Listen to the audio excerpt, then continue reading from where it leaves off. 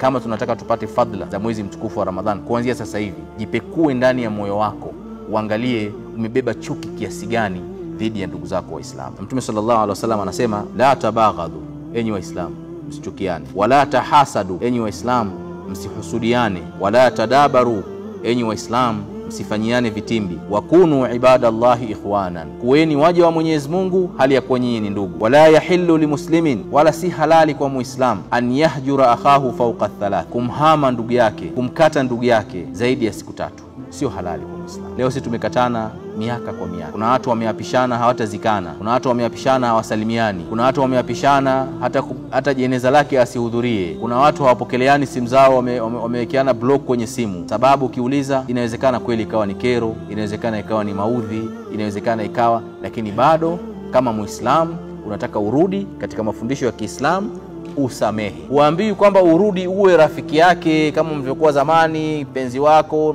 msiri wako, la. Samehe, kaa naye mbali.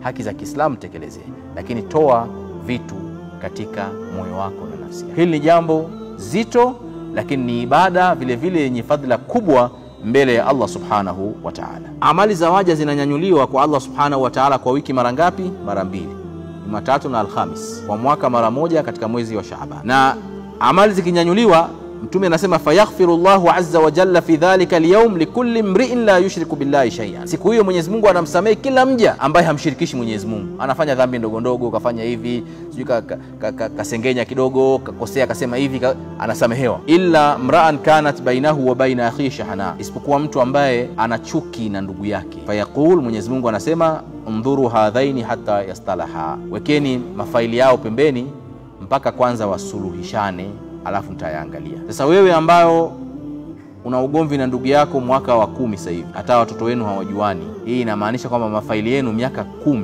hayajaangaliwa na Allah subhanahu wa ta'ala. Wewe unajitahidi, unafanya ibada, unafunga, umekwenda kuhiji, umejenga na msikiti, umechimba na kisima, sijui umefanya na nini, una matumaini kwamba umetanguliza vitu, havijafika. Sasa ukiona fadhila unazozipoteza na kweli unataka kumridhisha Mwenyezi Mungu, utakuwa wewe wa kwanza kuanza kusalimia na kuondoa kwamba, ndugu yangu, salamu alaykum, mimi sina kinyongo na wewe, umenifanyia 1 2 3, nimekusamehe kwa ajili ya Mwenyezi Mungu. Basi kila mtu ashike 50 zake.